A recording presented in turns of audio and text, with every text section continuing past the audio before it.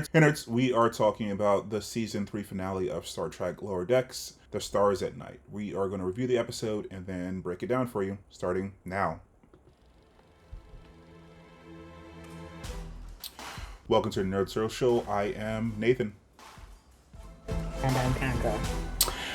Hey, so we are at the finale. The season 3 finale logline is, in the season 3 finale, the Cerritos crew must prove their worth in a mission race. So, Condra, what did you think of this episode? Yeah, this was an exciting episode. They covered a lot of ground, a lot of mysteries that we've been hearing about for the season, or came to a point and were resolved pretty quickly. So it was a jam-packed episode. So there was a lot going on, but I found it really just satisfying to watch. And then, of course, there's the cliffhanger, or you get left wondering at the end what next season is going to hold, and we get us sort of into that. So yeah, it was a pretty, I think, for a season finale, out of the park as well. Yeah, it was a really good episode. I should say it's not a spoiler, but when we start getting into the spoiler stuff, if you assume that you've seen the entire episode, there's an after credit scene. So you should go see that if you haven't seen that before we start getting into the spoiler stuff later on. But yeah, it was a good episode. They tied up a lot of loose ends. There are a couple of things that are still left out there unresolved, which we'll get to when we get into the breakdown of the episode. But yeah, it was really satisfying. And it was so like this episode didn't fall into really referencing a lot of other Star Trek things. Although there are some references here and there, it's really wrapping up their story. So it's really referencing a bunch of stuff that happened in this season, also in previous seasons. So it was a really satisfying ending. I mean, I'd probably give it an 8.5 out of 10. Pretty good. And actually, there's a point at this episode that I cried. Maybe I'm just soft on like Star Trek stuff and when triumphant things happen. But I teared up a little bit. It was a really good episode. Yeah. Anything else before we jump into it?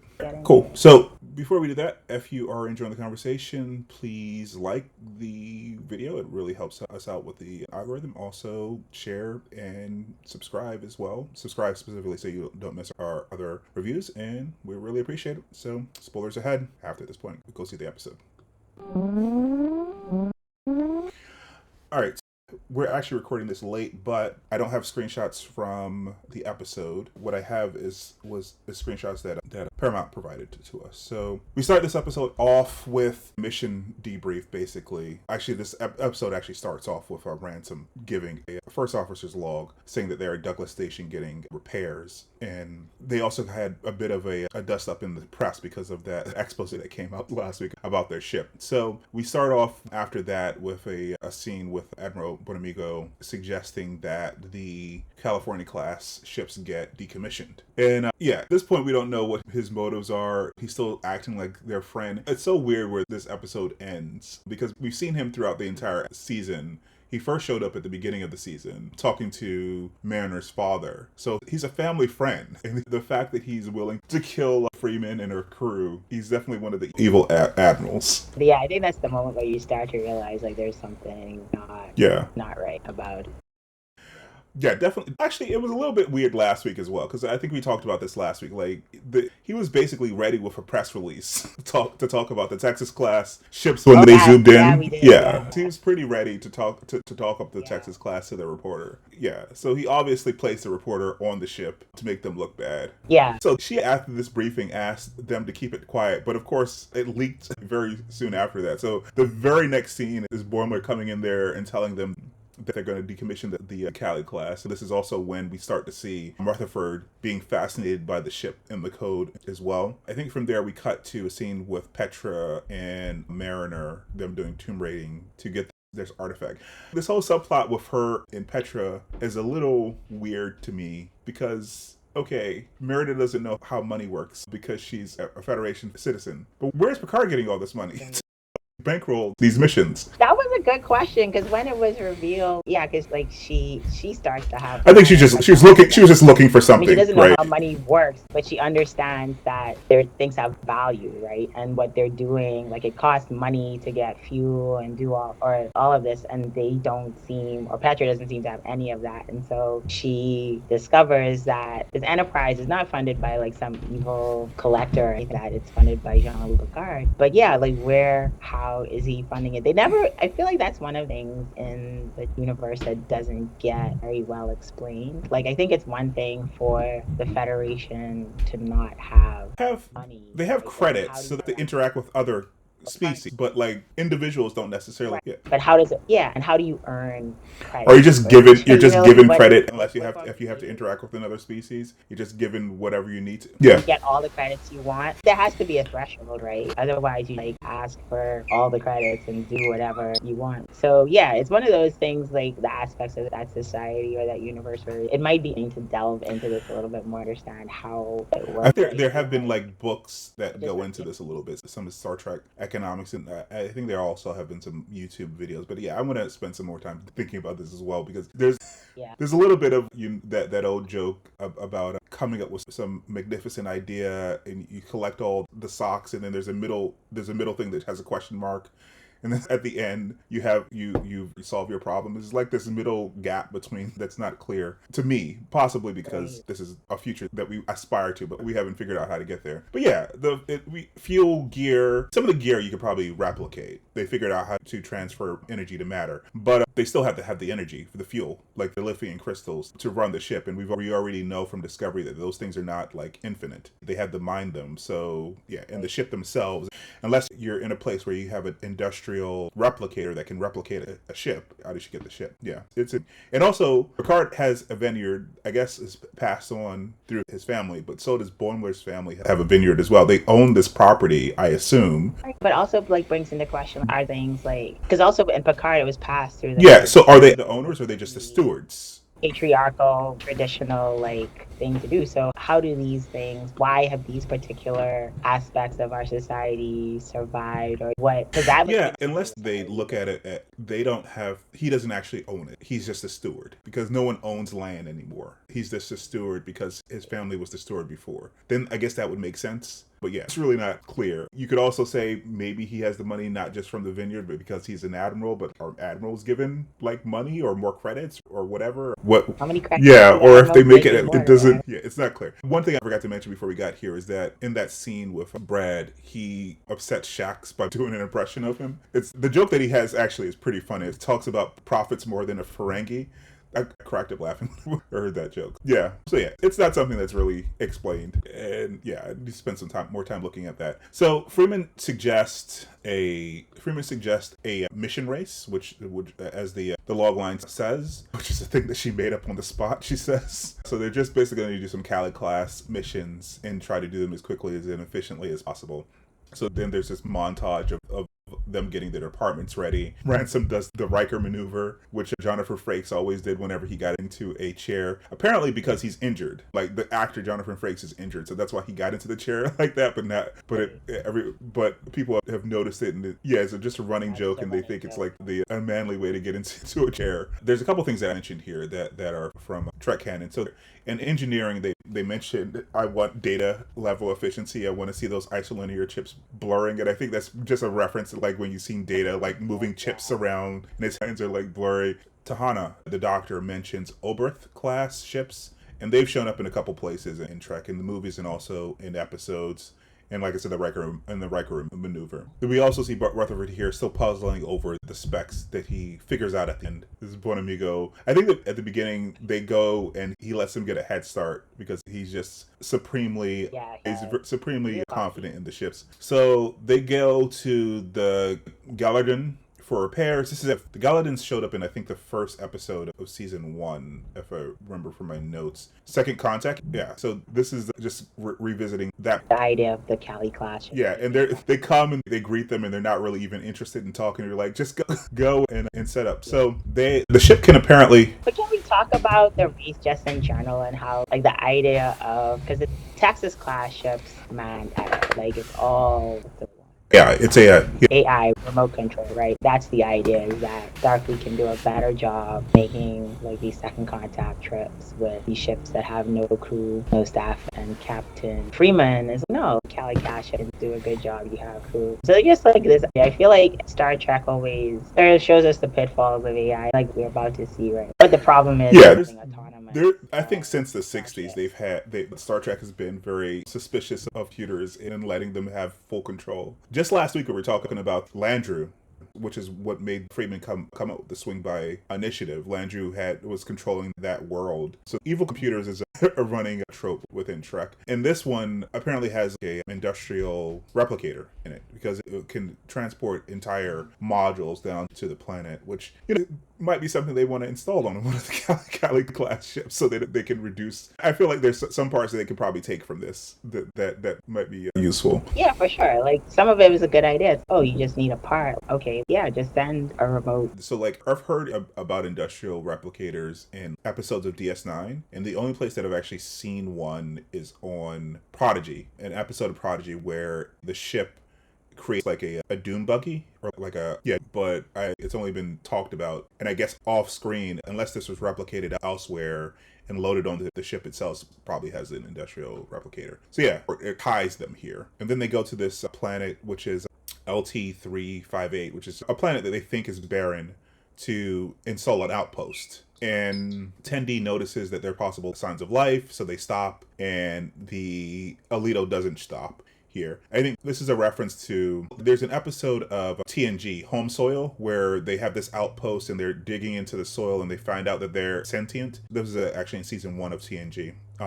There's actually the second reference to Silicate Life this season as well. So they have to stop, and then Alito gets ahead of them, and they miss the Brigadoon planet, which is the next planet that they were supposed to. I think they were giving some provisions because it's only visible for a couple hours every year, right? I actually had to look this up. I wasn't even familiar with Brigadoon. Brigadoon is a musical. It's set in some Irish town that shows up like once every 10 years. It wasn't familiar with the musical. And it's funny because I saw a show recently on Apple Plus called Schmigadoon, and I guess it's a joke on Brigadoon, which actually has the same sort of setup. But yeah, this is, of course, is a reference to that planet from DS9 that when Jadzia falls in love with that guy. Yeah, that season 3, episode 8, Meridian. So yeah, that we've seen that before in Trek as well. Achmanic 9 is the name of the planet. So yeah, they lose, or they think they lose, and then Tendi is in 10-4, not 10-4. I don't know what they're the bar, whatever it's called here on the ship, and she mentioned something that piques Freeman's interest. Like she says, if we did the right thing, why didn't the Alito stop? And the Alito didn't stop because the Alito wasn't paying attention to possible life forms. And this is also around the time that he wasn't following the Prime Directive, which is important, being the Prime Directive.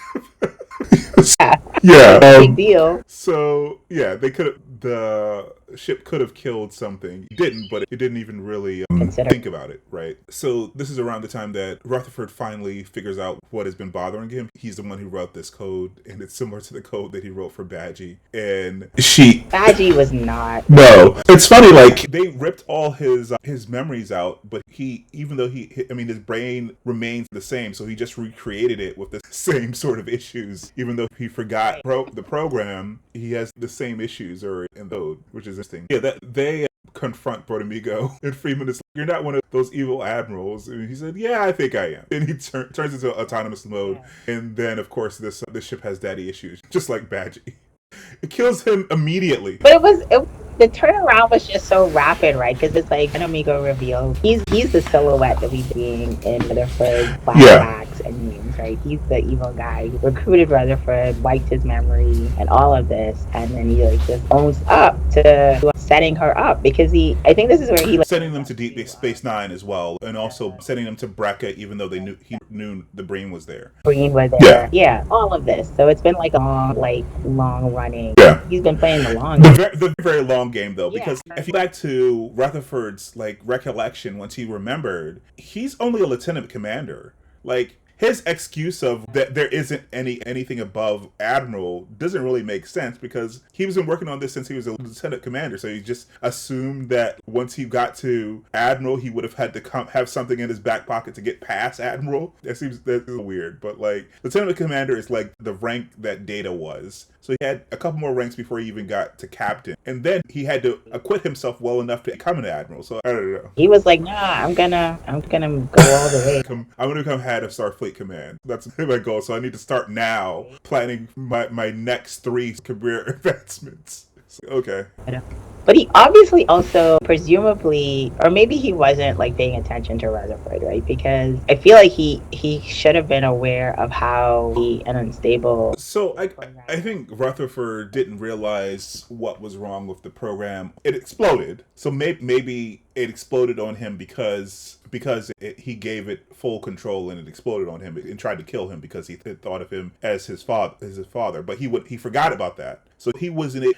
But maybe Rutherford was the only person there. Maybe Rutherford was the only person there to witness that glitch, which is why Rutherford recreated it again in Badgie. So maybe that's why he didn't catch it. I don't know. He didn't seem to be an engineer. He seemed to be a very command track person. So maybe he didn't understand technology. He just understood the possible implications and the use for it inside of Starfleet. But yeah, in the power it would give him.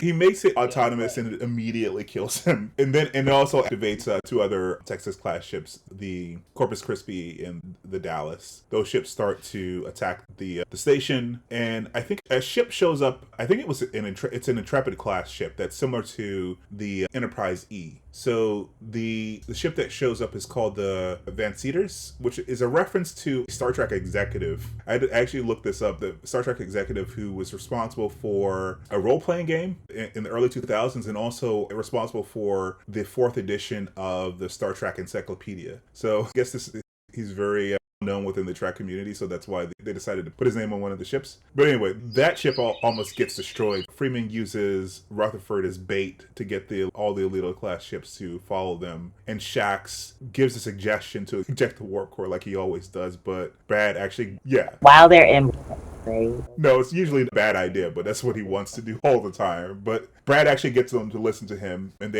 is actually a good idea here. Yeah, they're chasing them. This is his face while he was going through the hall, and he was like, you did it. You actually get to do it was funny. And they think that they destroy everything, but don't. And this is the part where I actually teared up a little bit. Because so the Corpus Christi and the Dallas gets destroyed, but the Alito doesn't get destroyed. So we get Mariner, and she comes in with like all the California class ships. And it's just the way that they wrote it and the way that they staged it. This is where, like I said, I teared up a little bit. There's 25 different ships that show up here, and he lists all of them. I got more familiar with like cities in California than ever. Some of these I knew, some of these I didn't know. And we also get some of the captains that we've seen over the previous seasons as well. We have Captain Ramsey from the Oakland, and Captain Durango from the Merced, and Captain Mayer, I think from earlier in the season from the Carlsbad, and Captain Vendome. We didn't see him in action, but we heard about Vendome getting promoted all the way up to captain earlier on in the season. He's the captain of the Inglewood. Yeah, and many other ships. No, this was a great moment when you and there's also a bit funny, right, when they start, because the first you come in and they just keep on coming in and naming them, and it's like, oh, okay, yeah, are you gonna name them all? Because California is a big state. How many class ships are there? He lists a lot of them, but like I said, I counted 23. Yeah. And also that because what happens really is that because Mariner realizes, and I thought it was so interesting. I think we talked a lot about this in the last episode about how everybody thought she was the one who damaged the ship's reputation, but it was everybody else they were saying like these things innocuously, not realizing how it might look. And then here in this episode, Mariner acknowledges that everybody, even though like they were mad at her, but she acknowledges like her attitude and the way she would talk about Starfleet, yeah. Contribute. Starfleet in general, but great. She's it made sense. Like I didn't really help the situation. I'm like bad mouthing Starfleet all the time. So it was very interesting to see how she had no hard feeling about it. It was interesting to see them deal with that and I guess acknowledge that it was just a really bad situation all around. One of those things where who do you blame? Can you really blame anybody type of thing? Yeah, I mean, they like you said, they apologize for not taking her side, but like she said, she spent a lot of time making herself seem untrustworthy and making herself seem like she would be the kind of person that would badmouth the ship. Yeah, it's interesting. Yeah, that's after all the California class ships show up, and she tells them to fire on the Alito, which doesn't destroy it immediately. I'm not sure. What did he like? Build these things as battleships, even though it's just like support ships. So it had. She's like 23. That was my first. I was like, why would you give these ships firepower? Yeah. Power? Yeah. Like I guess maybe you want them to be able to mount some sort of defense, but also if it's not a manned ship, right, and loss of life is a concern, then I feel like, yeah, you run the risk. Yeah, and it is a formidable ship, and we saw that last week because it was able to take down 3 Breen ships where the Cerritos was about to get destroyed and boarded. So it itself is a really formidable ship, but like, if the purpose of the ship is to be a support ship and not a and not a military ship, why give it that much firepower? Why give it? Yeah, he was a bad admiral all around. He was going to be Emperor of the Federation. That was his goal. That's the only reason why you support ship. Yeah. Firepower. Yeah. It eventually gets destroyed after 30, almost 30 ships are shoot at, but not immediately. So yeah, she connects with him, connects with them. They apologize, but like you said, she admits that she was part of the problem there. Miglimo comes to Tendi and tells her that she stood up for science, and command has taken note, and they have decided to transfer another science officer to work with her. And we see finally T'Lyn, which we were talking about, I think 2 weeks ago. We were like, I want to see T'Lyn join the group. She has like a provisional like Maquis from Void, these oval things. That's an ensign rank. Yeah, I guess because she doesn't necessarily have a rank or she has a rank, but from the Vulcan Science Council. So yeah, I guess she's gonna be added as a regular on the crew, which is great. This character is voiced by Gabrielle Ruiz. I'm not sure if you watched Crazy Ex-Girlfriend, but she was a main character on that show. So good to see her show up here. Let's see, what else here? What else is... And then she makes up with her, again, saying some of the very similar things that she wasn't very trustworthy. But she's also, I guess this also closes off the speculation about whether or not she's going to leave. She's decided that she doesn't want to be a civilian anymore, and Starfleet is for her. So this is good. So I guess this is something that has been dragging on since season 1, and I guess they continue with other things that are happening with them or other character developments with them, which is good. One of those would be, of course, Boimler in his double, which was not resolved in this episode. Yeah. Oh, and the last thing is that she asked to shadow Ransom. So I don't know. So like, the one person that she didn't connect with here is Jennifer, and I'm not sure. You think she's going to get back with Jennifer? Like I said, in season 1, they hinted that she liked Ransom as well. So what do you think is going to happen there? Yeah. That would be too unusual. Yeah.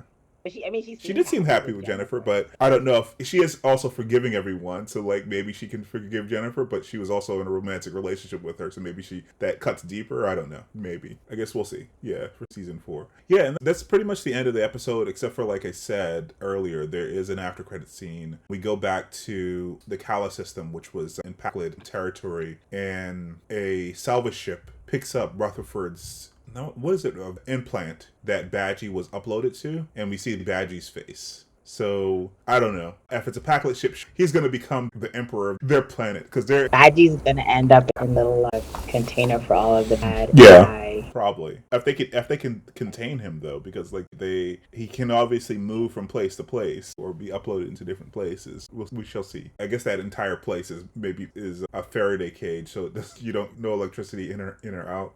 Waiting for an episode of that too. I feel like at some point something is going to happen, and you're just going to have, I don't know, all of these computers competing for supremacy, and just it would probably go nowhere because everybody to be a follower. Yeah, they've hinted that they're going to do something with that. Now we have 3 supercomputer or crazy AI loose ends. We have Peanut Hamper, we have Agamus, and now Badgie is out there as well. So there's probably going to connect those all together. We'll see. Yeah. All right. Any other thoughts before we wrap up? It was a good season, I think. Yeah, it was a good season. Yeah. Right, so let us know down below if we missed anything, or if you liked this episode, or if you didn't. And we will see you for the next episode. Yes. Bye. Bye.